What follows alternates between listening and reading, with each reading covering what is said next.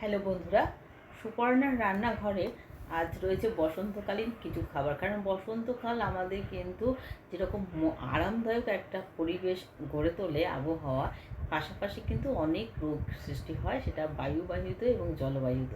তা আজকের খাবার লিস্টে কিন্তু সেরকমই রয়েছে নিরামিষ আহারে। দেখে নিই আমরা, চলুন আসুন। তেঁতুর ডাল, ঝিঙ্গে আর করলা যোগে নিয়ে নিয়েছি কিছু সবজি, যেটা হচ্ছে নিম পাতা, ঢ্যাঁড়স, ঝিঙ্গে, যেগুলো এই সময় শরীর স্বাস্থ্যকে ভালো রাখে। ঢ্যাঁড়স দিয়ে আলু দিয়ে তরকারি, যা রেসিপি পরে যে যাবে, এই যে আলু কেটে রাখা আছে। আচ্ছা, উচ্ছে আর ঝিঙ্গে দিয়ে আমি তেঁতুর ডাল করেছি। হিং বেগুন করব, বেগুন দুরকমভাবে কাটা আছে। ছোট ছোট বেগুন হচ্ছে নিম বেগুনের জন্য, আর বড় বেগুনগুলো হিং বেগুনের জন্য।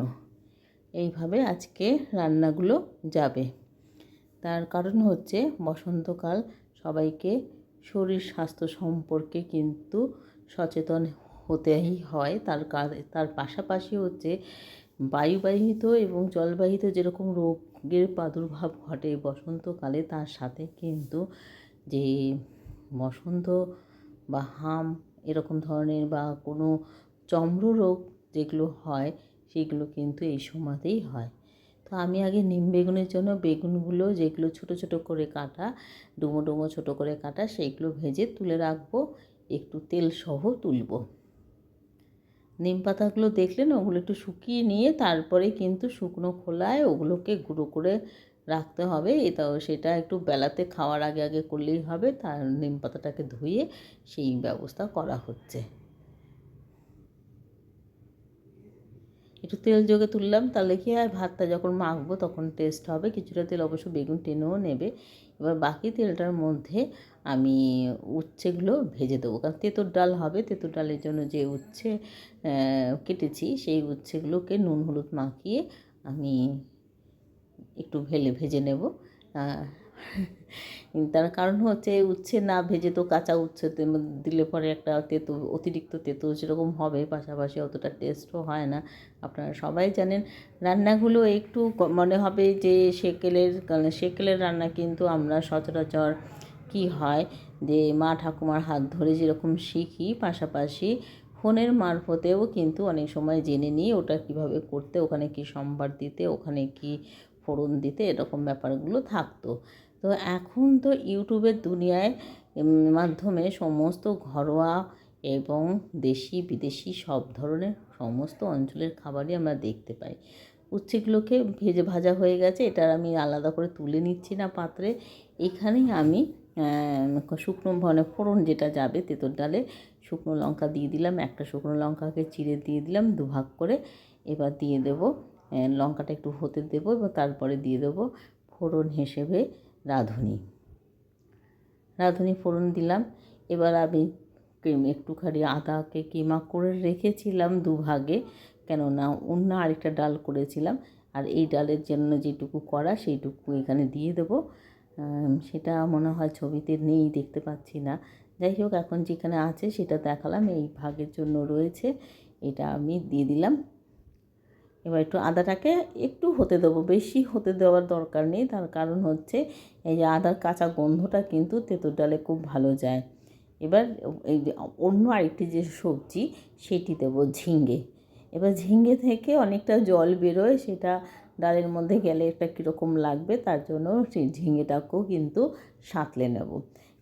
অনেক সময় অনেক সবজি আছে যে সবজির খাদ্যগুণ অনেক বেশি সুন্দর স্বাদের খাবারটা বাড়িয়ে দেয়। সেরকমভাবে কিছুদিন আগে ডাল করেছিলাম লাউয়ে, সেটা কিন্তু এমন লাউয়ের ফ্লেভারটা ছিল, মনে হচ্ছে না শশা দিয়ে যে রান্না হয় সেই তার ডাল খাচ্ছি।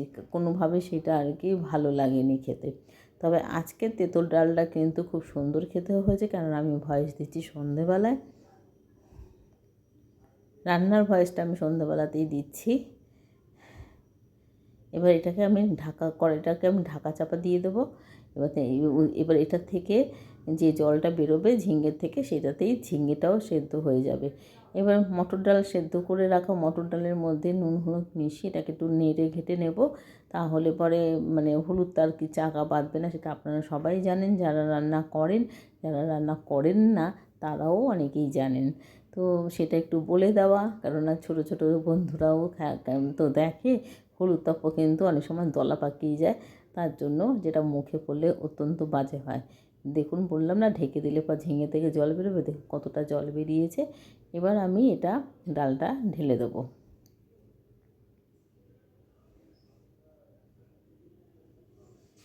এবং এটা ফুটন আসা অবধি কিন্তু আমি এটাকে হতে দেব। মোটামুটি হয়ে গেছে। এবার যেহেতু তেঁতুর ডাল বা মুগ ডাল করলে পর সামান্য একটু 2-4টে দানা চিনি ফেলতে হয়, সেটাও যেরকম দেব, পাশাপাশি কিন্তু আমি একটু ঘি দেব, কেননা এই তেঁতুর ডালটার মধ্যে সামান্য একটু ঘি দিলে পরে যে প্রসাদ ব্যাপারটা হয় না, প্রসাদ মাখা প্রসাদ, সেই ফ্লেভারটা আসে, তার জন্য একটু ঘিও দেব। এবার এটাকে যত্ন করে ফুটতে দেব, সময় ধরে ফুটতে দেব। আর অন্যান্য রান্নাগুলো আছে, সেগুলো আমি সব রান্না আজকে দেখাবো না, পরবর্তী ভিডিওতে যাব। কিন্তু এখানে কি আরেকটা রান্নাও দিয়েছি, সেটা একটু ভিডিও দেখতে দেখতে আমরা জেনে নেব। এই যে টকবক করে যখন ফুটে এসছে, তখন আমি এটা অন্য পাত্রে কড়াই থেকে নামিয়ে নেব।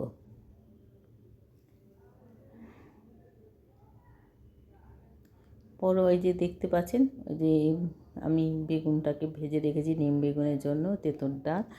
আচ্ছা, আপনারা যারা লাইক কমেন্ট করছেন তারা সেরকম করবেন। এটা হিং বেগুন হয়েছিল, বেগুনটাকে ভেজে তুলে নিয়েছিলাম।